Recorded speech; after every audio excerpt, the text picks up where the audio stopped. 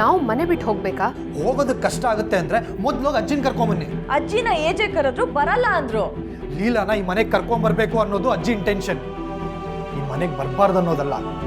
ಅದಕ್ಕೆ ನಾವು ಅವಕಾಶ ಕೊಡೋದಿಲ್ಲ. ಅದು ನಿಮ್ಮ ಕೆಪಾಸಿಟಿ, ಆದ್ರೆ ಅಜ್ಜಿ ಇಲ್ದಿರೋ ಮನೇಲಿ ನಿಮಗೆ ಜಾಗ ಇಲ್ಲ. ನಾನ್ ನಿನ್ನ ಮನೆಯಿಂದ ಆಚೆ ಕಳ್ಸಕ್ ಮುಂಚೆ ಇಲ್ಲಿಂದ ಹೋಗ್ತಾ ಇರೋ. ಅಲ್ಲ ರೀ, ನಿಮ್ ಹೆಂಡತಿ ಮೇಲೆ ಇಷ್ಟೇನ ಪ್ರೀತಿ ಇರೋದು? ಅದಕ್ಕಿಂತ ಜಾಸ್ತಿ ನನಗೆ ಅಜ್ಜಿ ಅಪ್ಪನ ಮೇಲೆ ಗೌರವ ಇದೆ. ನಿಮ್ಗಳ ಹಟ್ಟದಿಂದ ಅವ್ರಗಳ ಮನಸ್ಸು ನೋವು ಮಾಡೋದಕ್ಕೆ ನನಗೆ ಇಷ್ಟ ಇಲ್ಲ. ರೀ ರೀ ರೀ ರೀ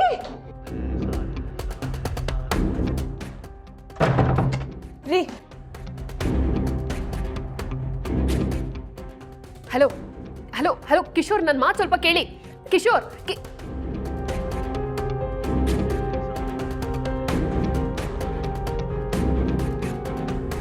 ರಾಮನ ಜೊತೆ ಸೀತೆ 14 ವರ್ಷ ಕಾಡು ಮೇಡು ಅಲ್ಕೊಂಡು ಸುಸ್ತಾಗ್ಬಿಟ್ಟಿದ್ಲು.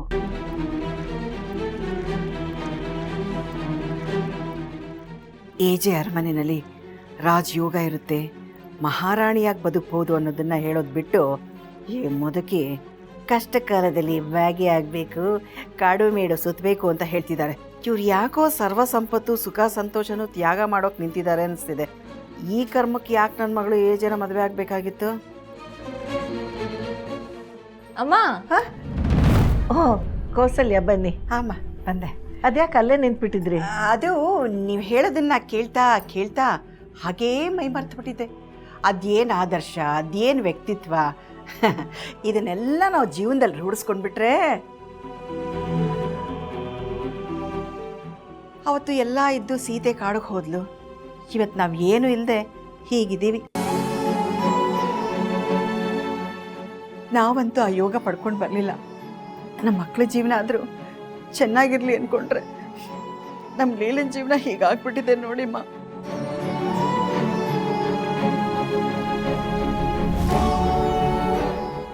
ಈಗ ಏನಾಗಿದೆ ಅಂತ ಹೀಗೆ ಸಂಕಟ ಪಡ್ತಾ ಇದ್ದೀರಾ ಕೌಸಲ್ಯ?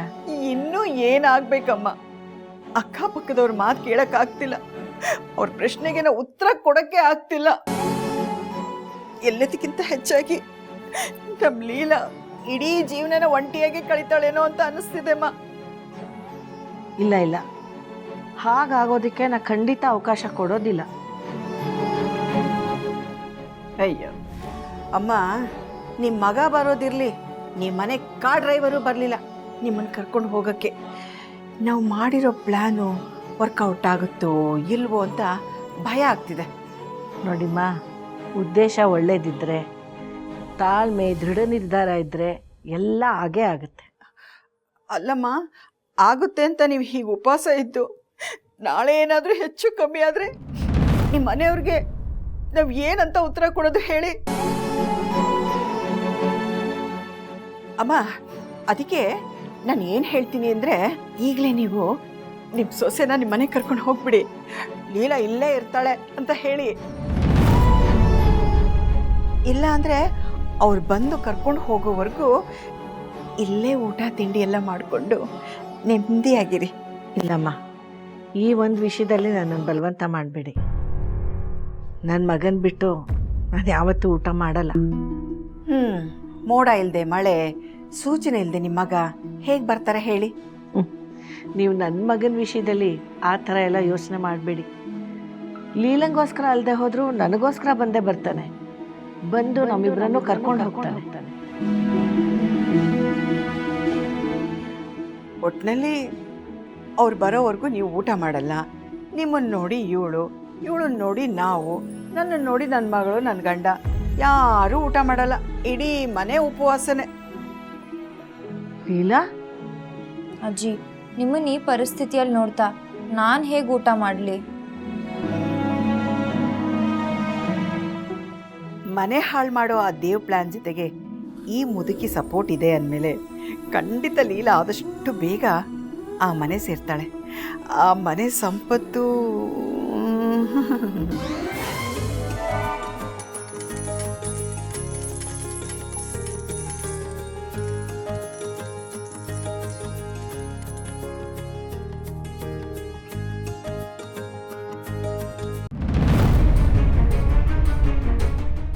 ಕಂಪ್ನಿ ಕೊಡೋದಕ್ಕೆ ನೀನು ಇದೆಯಾ ಅಂತ ಆಯಿತು.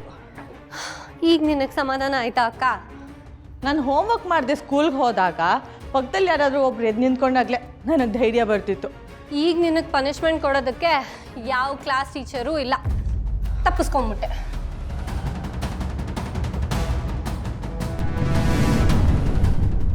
ನೀವೇ ಪುಣ್ಯವಂತರು. ನಿಮಗಾದ್ರೆ ಅಟ್ಲೀಸ್ಟ್ ಲಗೇಜ್ ಕೊಟ್ಟಿದ್ದಾರೆ, ನನಗೆ ತಗೊಂಡು ಹೋಗಕ್ಕೆ ಹೇಳಿದ್ರು. ಸೊ ನಿಮಗೂ ಆನ್ಲೈನ್ ಕ್ಲಾಸ್ ತಗೊಂಡು ಜೊತೆಗೆ ಅಲ್ಲೇ ಪನಿಷ್ಮೆಂಟ್ ಕೊಟ್ಟರು ಅಂತ ಆಯಿತು. ಆ ಲೀಲಾ ತಾಳಿ ಕಟ್ಟಿಸ್ಕೊಂಡು ಬಂದರು. ಏಜೆ ನಮ್ಮ ತಾಳಕ್ಕೆ ಸ್ಟೆಪ್ ಹಾಕಿ ಅವಳನ್ನ ಮನೆಯಿಂದ ಹೊರಗೆ ಹಾಕ್ಸಿದ್ರು. ಆದರೆ ಈ ಅಜ್ಜಿ ಮೊಮ್ಮಕ್ಕಳು ಸೇರಿಕೊಂಡು ಅವಳಿಗೆ ರೆಡ್ ಕಾರ್ಪೆಟ್ ಹಾಸೋ ವ್ಯವಸ್ಥೆ ಮಾಡ್ತಿದ್ದಾರೆ. ಅವ್ರು ಹಾಕ್ತಿಲ್ಲ, ನಮ್ಮ ಕೈಲಿ ಹಾಕ್ಸ್ತಿದ್ದಾರೆ. ಅಂದರೆ ನಮ್ಮ ಪ್ರಯತ್ನ ಎಲ್ಲ ನೀರಲ್ಲಿ ಹೋಮನಾ? ಆ ಎಡವಟ್ ಲೀಲನ್ಗೆ ಅದೃಷ್ಟದ ಜೊತೆಗೆ ನಮ್ಮ ಮನೆಯವ್ರ ಸಪೋರ್ಟ್ ಬೇರೆ ಸಿಗ್ತಿದೆ ಅಂದಮೇಲೆ ಅವಳ ಹಣೆ ಬರ ಬದಲಾಗದೇ ಇರುತ್ತಾ? ದುರ್ಗಕ್ಕ, ಮುಂದೆ ಏನು ಮಾಡಬೇಕು ಅಂತ ನೀವೇ ಹೇಳಿ. ಮೊದಲು ನಾವು ಆ ಎಡವಟ್ ಲೀಲಾನ ಮನೆಗೆ ಕರ್ಕೊಂಬರೋ ವ್ಯವಸ್ಥೆ ಮಾಡಬೇಕು.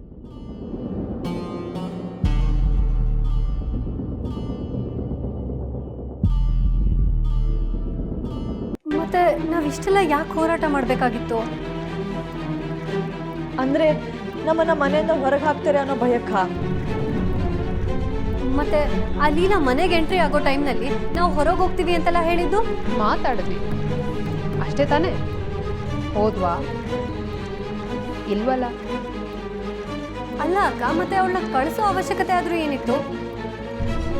ಏಜೆ ಹೇಳ್ದಾಗೆ ಈ ಮನೆಯಲ್ಲಿ ಕೆಲಸದವಳ ರೀತಿನಾದರೂ ಇಟ್ಕೋಬೋದಿತ್ತು ತಾನೆ. ಮುಂದೆ ಕೂಡ ಅವಳಿಗೆ ಸಿಗೋದು ಅದೇ ಸ್ಥಾನ ತಾನೆ. ಅರ್ಥ ಆಗಲಿಲ್ಲ ಅಕ್ಕ. ಅಜ್ಜಿ ವಾಪಸ್ ಮನೆಗೆ ಬರಬೇಕು, ಏಜೆ ಹಿಡ್ದಿರೋ ಉಪವಾಸ ಬಿಟ್ಟು ಎಲ್ಲ ಸರಿ ಹೋಗಬೇಕು ಅಂದರೆ ನಮಗಿರೋದು ಒಂದೇ ಉಪಾಯ. ಆ ಲೀಲಾ ಮನೆಗೆ ವಾಪಸ್ ಬರಬೇಕು.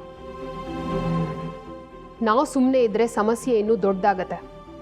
ಅದರಿಂದ ಮುಂದೆ ಏನು ಬೇಕಿದ್ರೂ ವ್ಯತ್ಯಾಸ ಆಗ್ಬೋದು. ಹಾಗಾಗಬಾರ್ದು ಅಂದರೆ ನಾವು ಈಗಲೇ ಹೋಗಿ ಅಜ್ಜಿನ ಕನ್ವಿನ್ಸ್ ಮಾಡಿ ಅವ್ರ ಜೊತೆ ಆ ಲೀಲಾನು ಕರ್ಕೊಂಡು ಬರಬೇಕು. ಹಾಗಾದರೆ ಆ ಎಡ್ವರ್ಡ್ ಲೀಲನ್ ಜೊತೆ ನಾವು ಲೈಫ್ ಲೀಡ್ ಮಾಡಬೇಕಾ?